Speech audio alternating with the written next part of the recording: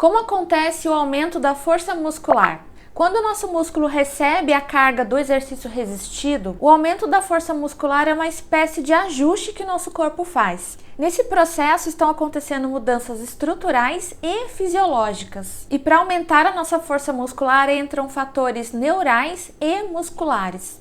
Então, se a gente considera esse pacote, ou seja, as adaptações do sistema nervoso mais as adaptações do sistema muscular decorrentes do estímulo dado pelo treinamento de força, nós chamamos esse conjunto de adaptações neuromusculares. Nessa aula vamos entrar com mais detalhes nesse assunto, então vem comigo!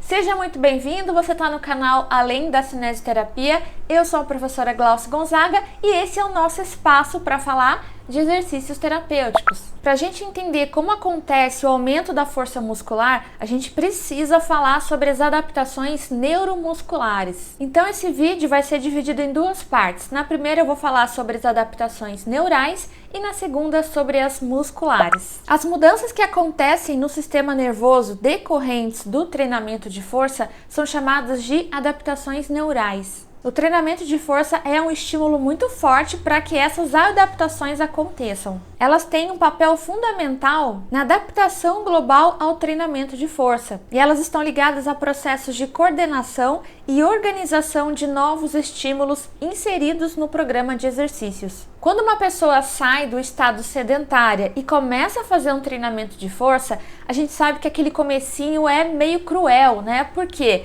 a pessoa já está fazendo um esforço muito grande de estar lá, ela está implementando um novo hábito na sua vida, na sua rotina, e os resultados não vão aparecer assim logo de imediato. Muita gente vai lá e faz uma semana, faz duas, faz três, faz tudo direitinho, tá toda empenhada ali, colocando toda a energia no treino, e quando elas veem que o resultado não aparece, elas começam a desanimar. Tem até um memezinho, né, uma brincadeira que o pessoal coloca assim: ah, eu tô cansado, já fui na academia por um mês e nada de resultado. Realmente, em um mês a gente não vai ver nenhum resultado. Por mais perfeita que seja a prescrição do exercício, por melhor que seja a alimentação, por mais que todos os outros parâmetros estejam corretamente ajustados. A força muscular não depende só da quantidade de massa muscular envolvida. Estes são os fatores musculares. A força muscular depende também da atividade do sistema nervoso. E essas primeiras 12 semanas de treinamento, elas são cruéis justamente por isso.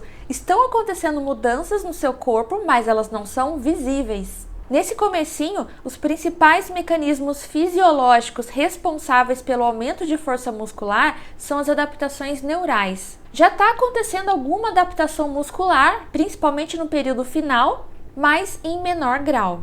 Depois dessas 12 semanas, aí as coisas começam a melhorar. Então, nessas primeiras 12 semanas, né, que são ali os primeiros 3 meses do treinamento de força, a gente tem que ter muita persistência e, pensando do ponto de vista do profissional, a gente precisa orientar e informar os nossos pacientes, alunos quanto a isso. Porque senão a pessoa leiga acaba se desanimando. Ela se desmotiva porque ela faz todo aquele esforço e não tem resultado. Ela acha que não tem resultado. E aí, depois dessas 12 semanas, principalmente, a hipertrofia muscular passa a predominar como um mecanismo responsável pelo incremento na força muscular. Então é importante a gente falar aqui sobre a importância do profissional esclarecer isso para o aluno, para o paciente. Os frutos vão ser colhidos lá na frente e até num futuro próximo, né? Então todo o começo desse processo se atribui às adaptações neurais que estão acontecendo. Agora, falando de uma maneira mais específica, o que de fato está acontecendo nesse período de adaptações neurais? Vai acontecer uma melhora da coordenação intramuscular, uma melhor eficiência nos padrões de recrutamento neural, o que vai aumentar a ativação do músculo agonista. Além disso, uma inibição do OTG, o órgão tendinoso de Golgi. Também vai acontecer uma melhora da coordenação intermuscular, ou seja, desse músculo com outros músculos daquele indivíduo. Então vai melhorar a relação entre os músculos agonistas e sinergistas do movimento que está sendo realizado. E também uma inibição da cocontração dos músculos antagonistas. Ou seja, o músculo internamente está aprimorando seus processos, assim como o músculo se relacionando com os outros músculos que estão fazendo parte daquele movimento. Tudo isso sob a ação de um grande maestro que é o sistema nervoso central. Então, de uma forma bem simplificada, a gente pode imaginar assim: o indivíduo estava sedentário, então ele tinha um funcionamento ali, uma forma de trabalhar. De repente, começou a ser dado um estímulo do treinamento de força. Então, o sistema nervoso central, percebendo esse estímulo, fala assim: opa, a gente vai ter que aprimorar umas coisas aqui porque a gente está sendo mais cobrado. E diante dessa situação, a gente vai ter que melhorar os nossos processos. Além desses eventos que eu já citei, quais outros estão acontecendo nesse contexto de adaptações neurais? Está acontecendo uma expansão nas dimensões da junção neuromuscular, um aumento no conteúdo de neurotransmissores pré-sinápticos e um aumento do número de receptores pós-sinápticos. Também uma maior sincronicidade na descarga de unidades motoras. Com o treinamento também aumentam os estímulos nervosos que estão vindo da onde? Lá dos centros encefálicos superiores. Eles são responsáveis pelos comandos motores e que chegam à medula espinhal. Ainda falando sobre as adaptações neurais, o treinamento de força também é capaz de induzir adaptações nas propriedades de entrada e saída da medula espinhal, que aumenta a chegada de estímulos nervosos centrais para os músculos recrutados. Essas adaptações neurais vão ser responsáveis por aumentar a potência muscular e a própria força, mudando a ativação dos músculos individuais e aumentando a coordenação de grupos musculares específicos do movimento a ser realizado. E sobre esse assunto, tem um estudo muito interessante que foi publicado numa revista muito importante de fisiologia. Nesse estudo, eles tinham como objetivo analisar o curso das adaptações musculares iniciais diante do estímulo dado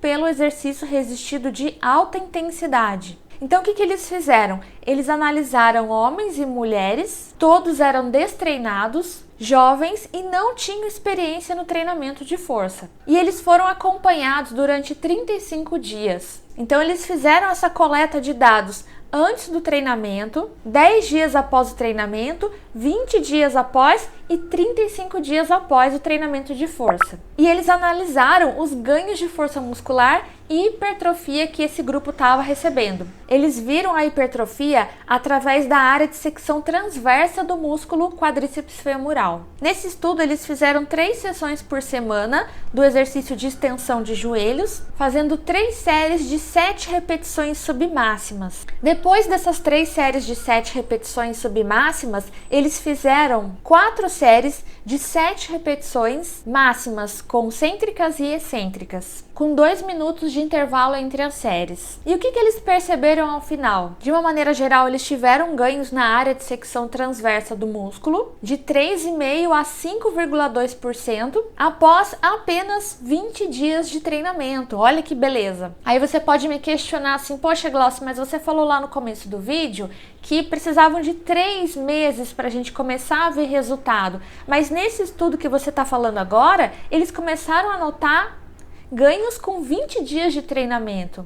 Então, o que os próprios autores argumentam nesse estudo é que a hipertrofia muscular ela começa sim precocemente e ela pode contribuir com os ganhos iniciais de força muscular. Isso vai se tornando mais intenso com o passar do tempo, com a regularidade do treinamento. Nesse comecinho, quem está predominando é fator neural. É inegável que ele contribui muito mais para o ganho de força nessas fases iniciais de treinamento, principalmente em pessoas destreinadas. Esse é um detalhe importante. Para indivíduos destreinados que começam a prática do treinamento de força, a gente pode notar uma pequena hipertrofia já nessas primeiras semanas. Agora, quando a gente fala de pessoas treinadas, os resultados não são os mesmos.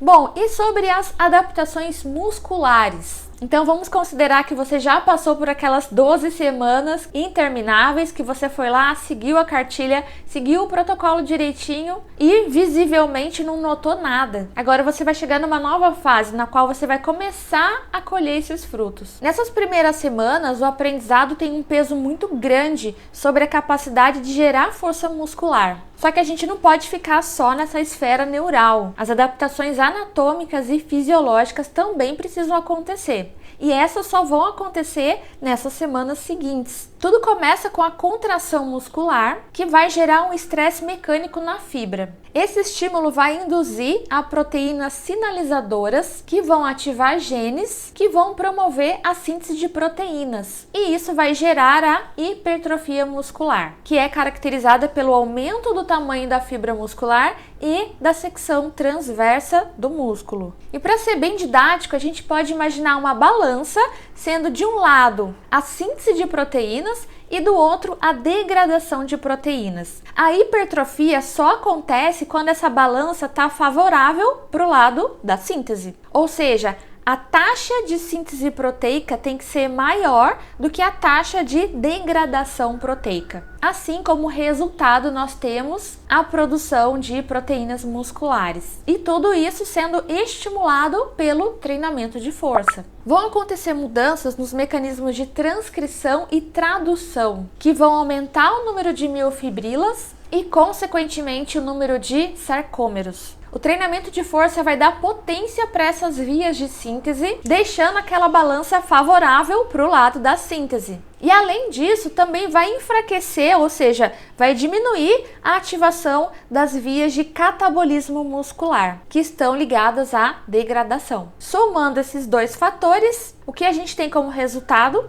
A síntese adicional de proteínas em nosso corpo. Sabe quando a gente vai na academia, começa a fazer um exercício e a gente fica todo feliz porque assim que a gente terminou de fazer o exercício, a gente já vê o músculo exercitado todo grandão, todo volumoso? A gente fica até mais empolgado, né? O efeito é tão rápido assim. O que aconteceu ali foi um redirecionamento do fluxo sanguíneo para o músculo que fez a contração muscular. Essa é uma resposta aguda ao treinamento. Aconteceu um acúmulo de líquido, um edema, nesses espaços intersticiais e intracelulares. Mas o que é bom dura pouco, né?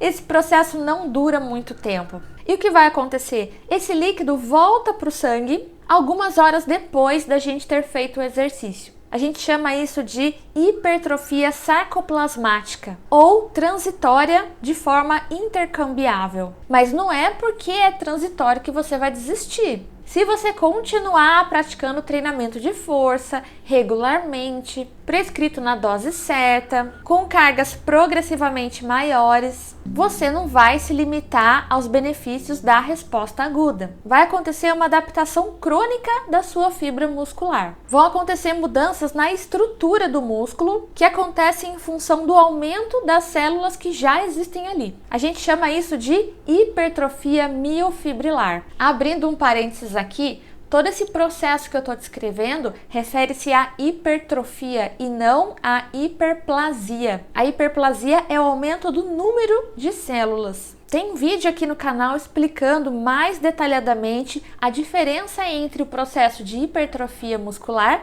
e o de hiperplasia muscular. Então, no treinamento de força, a gente vai associar fortemente ao processo de hipertrofia e não ao de hiperplasia. Combinado? E o que está acontecendo na fibra no nível biomolecular? Estão acontecendo várias mudanças nos mecanismos intracelulares, ligadas à expressão dos genes que vão gerar novas proteínas. Tem uma teoria clássica relacionada ao treinamento de força que diz que as microlesões que acontecem no músculo são fundamentais como um estímulo para que aconteça a síntese de novas proteínas. Esse assunto é bem vasto, a gente vai precisar de mais aulas para explicar todo esse processo e todas as teorias ligadas à hipertrofia muscular relacionada ao treinamento de força. Eu aposto que você já viveu isso ou você já viu isso acontecer com alguém. Dois amigos vão lá na academia, vão fazer o treinamento de força e eles seguem fielmente, seguem todo o protocolo direitinho, eles têm a mesma idade, a mesma condição de saúde, só que um ganha massa muscular com muito mais facilidade do que o outro. Aí a gente precisa lembrar do princípio da individualidade biológica. Também tem vídeo aqui no canal explicando todos os princípios do treinamento físico. E por que isso acontece?